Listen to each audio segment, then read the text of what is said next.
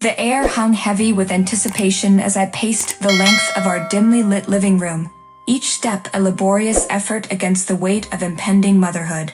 Beads of sweat dotted my brow. My body contorted in agony as waves of excruciating pain rippled through me with merciless intensity. "Michael," I called out, my voice strained with desperation, echoing off the walls of our once peaceful home. But there was no response, no comforting presence to anchor me in my time of need. My fingers clawed at the fabric of my dress, knuckles white with exertion as I clutched at the nearest piece of furniture for support. Tears welled in my eyes, blurring the world around me as I fought to make sense of the chaos unraveling within. "Mommy, what's wrong?" A small voice pierced through the haze of pain, drawing my attention to the figure of my son John, standing at the threshold of the room, eyes wide with concern. I mustered a weak smile, masking the agony that threatened to consume me whole. "It's nothing, sweetheart," I replied, my voice a mere whisper against the cacophony of my internal struggle. "Mommy's just not feeling well." John's brow furrowed in confusion, his gaze flickering between me and the phone clutched tightly in his hand. "But shouldn't we call Daddy? He'll know what to do." The mention of Michael's name sent a surge of bitterness coursing through my veins, a bitter reminder of his absence in my darkest hour. "No, darling," I managed to choke out, forcing a semblance of calm into my trembling voice. "Daddy's away on a trip, remember? We'll figure this out on our own." But even as the words left my lips, a sense of hopelessness washed over me, drowning out any semblance of reassurance. Alone and immobilized by the intensity of my labor, I was adrift in a sea of pain, grasping desperately for a lifeline that seemed forever out of reach. And as the world spun around me, a single thought echoed in the recesses of my mind. I was utterly, irreversibly alone. In the hushed stillness of our home, I found myself drawn to the corner of our living room, where an innocuous wooden chest lay nestled amidst the shadows. Its polished surface gleamed faintly in the dim light, a silent sentinel guarding the secrets concealed within. With trembling hands, I knelt before it, fingers tracing the intricate patterns etched into the wood as a sense of foreboding settled over me like a shroud. There was something about this chest, something that whispered of hidden truths and unspoken betrayals. "Mommy, what are you doing?" John's voice broke through the silence, his footsteps padding softly against the hardwood floor as he approached from behind. I turned to face him, my heart heavy with the weight of the revelation that lay before me. "I'm just checking something, sweetheart," I replied, forcing a tight smile to my lips as I gestured towards the chest. "Why don't you go play in your room for a bit?" John nodded, his gaze lingering on me for a moment longer before he obediently retreated, leaving me alone with my thoughts and the secrets that lay hidden within. With bated breath, I reached for the latch of the chest, fingers trembling with anticipation as I slowly lifted the lid. Inside, nestled amidst a jumble of forgotten trinkets and mementos, lay a small compartment, a hidden alcove concealed from prying eyes. Heart pounding in my chest, I reached for it, fingers trembling as I pried open the compartment, revealing the truth that lay within. And there, nestled amidst a tangled mess of fabric and forgotten treasures, lay the evidence of Michael's betrayal, a glimmering ring, its brilliance tarnished by the weight of deceit. A sob caught in my throat as I reached for it, fingers curling around the cold metal as a wave of anguish washed over me.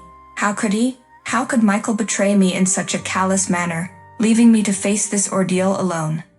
But amidst the pain and betrayal, a spark of determination flickered to life within me, a resolve to confront the truth and reclaim control over my own destiny. With the ring clutched tightly in my grasp, I rose to my feet, ready to face whatever lay ahead.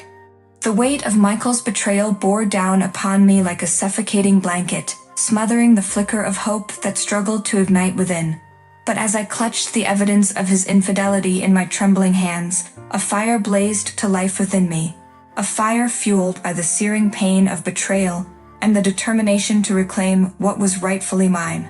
With each step, I felt the weight of the ring in my palm, a tangible reminder of the vows that had been shattered by Michael's deceit.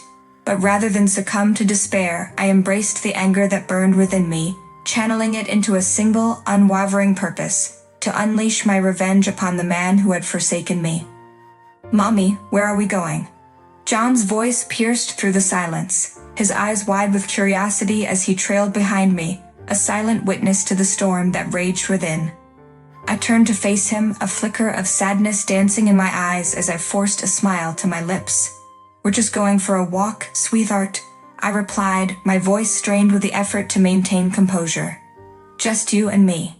But even as the words left my lips, I knew that this was no ordinary stroll through the park. No, this was a journey of vengeance, a journey that would forever alter the course of our lives. With each step, I felt the weight of the ring pressing against my palm, a silent reminder of the power that lay within my grasp.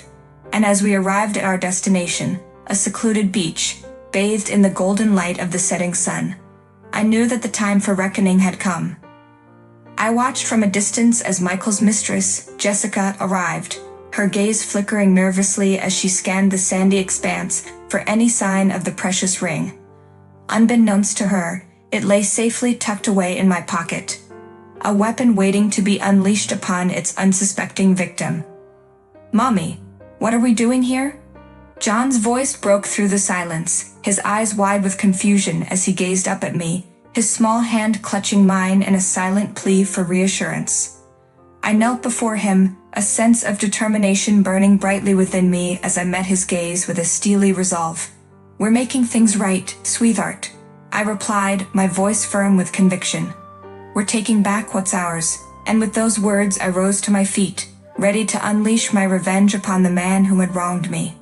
With a sense of purpose driving me forward, I approached Michael and Jessica, the ring clutched tightly in my hand, a symbol of my newfound strength and resilience. The time for revenge had come, and I would not rest until justice had been served. With those words I stepped forward, the ring clutched tightly in my hand, a symbol of my newfound strength and resilience. Michael and his mistress, Jessica, stood before me, their faces awash with confusion as they watched my approach. "Betty, what are you doing here?" Michael's voice wavered with uncertainty, his eyes darting nervously between me and the glimmering ring that lay nestled in my palm. I ignored his question, my gaze locked on Jessica's trembling form as I held out the ring for all to see. "Do you recognize this, Jessica?" I asked, my voice steady despite the tumultuous emotions that roiled within me. Jessica's eyes widened in shock as recognition dawned upon her, her mouth opening and closing soundlessly as she searched for words that would never come. Beside her, Michael paled visibly, his hands clenched into fists at his sides as he braced himself for the inevitable reckoning. "I think you know exactly what this is," I continued, my voice ringing out clear and strong against the backdrop of crashing waves. "It's the ring you were so desperate to find, a token of the affair that has torn our lives apart." A hush fell over the beach as the truth hung heavy in the air, a palpable tension crackling between us like lightning on the horizon.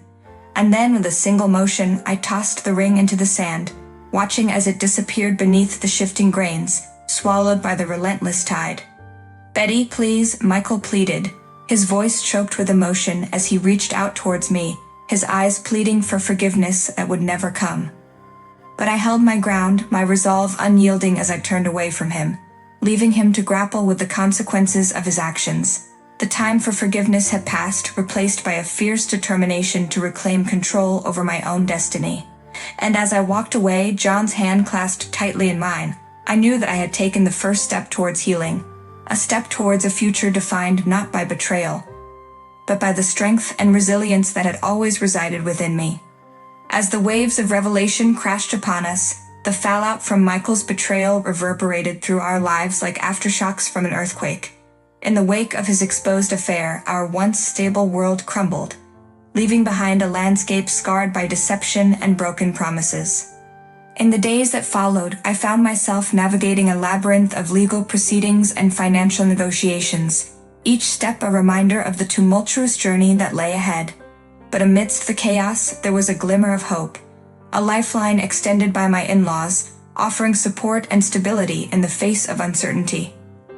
"Mommy, why can't Daddy come home?" John's voice trembled with confusion, his eyes brimming with tears as he struggled to make sense of the upheaval that had torn our family apart. I knelt before him, a sense of sorrow weighing heavy upon my heart as I wrapped him in a comforting embrace.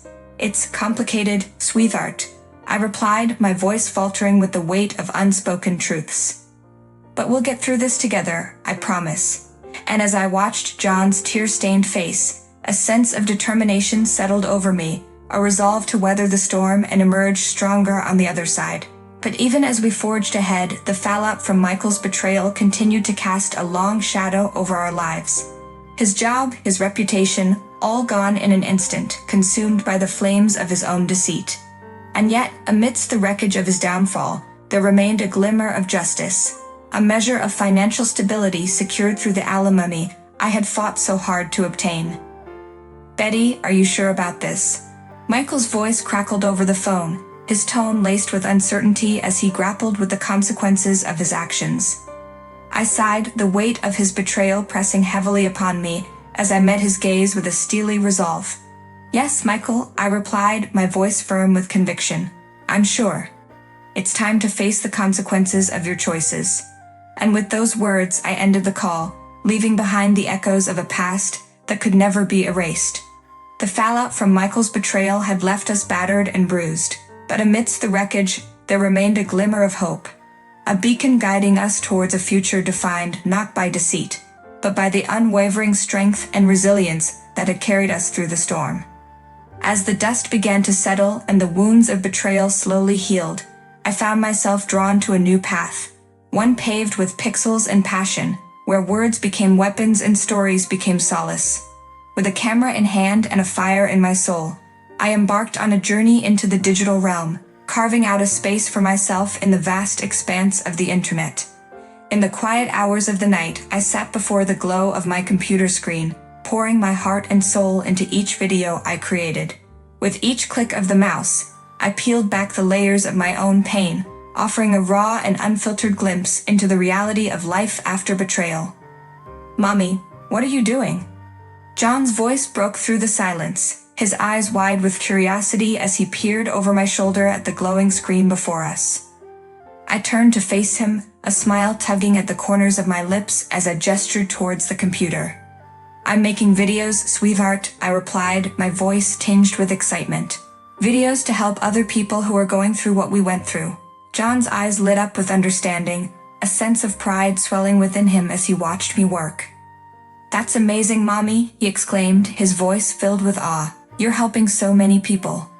And with each video I uploaded, my audience grew, drawn to the raw honesty and unwavering strength that defined my journey. Through candid conversations and heartfelt advice, I offered a lifeline to those struggling to navigate the treacherous waters of infidelity, becoming a beacon of hope in a sea of despair. But amidst the newfound fame and recognition, there remained a sense of humility, a reminder of the struggles that had shaped me and the strength that had carried me through.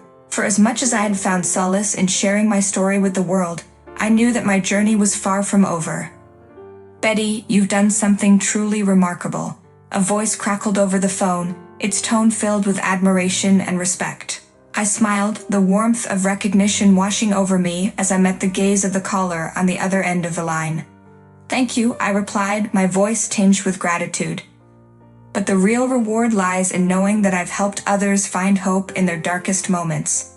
And with those words, I hung up the phone, a sense of fulfillment settling over me like a warm blanket on a cold winter's night. The rise of a vlogger had begun, a journey fueled not by fame or fortune, but by the unwavering desire to make a difference in the lives of others. As the days turned into weeks and the weeks into months, a sense of calm settled over our once tumultuous lives, a calm born not from the absence of struggle, but from the knowledge that we had weathered the storm and emerged stronger on the other side. In the quiet moments of reflection, I found solace in the unwavering resilience of my son John, whose unwavering strength served as a beacon of hope in the face of adversity. Mommy, can we go to the beach again? John's voice broke through the silence, his eyes shining with excitement as he tugged at my hand, his eagerness infectious. I smiled, the warmth of his enthusiasm washing over me like a gentle tide. Of course, sweetheart, I replied, my voice tinged with affection. Let's make some new memories together. And so, hand in hand, we returned to the place where it had all begun. A secluded beach, bathed in the golden light of the setting sun.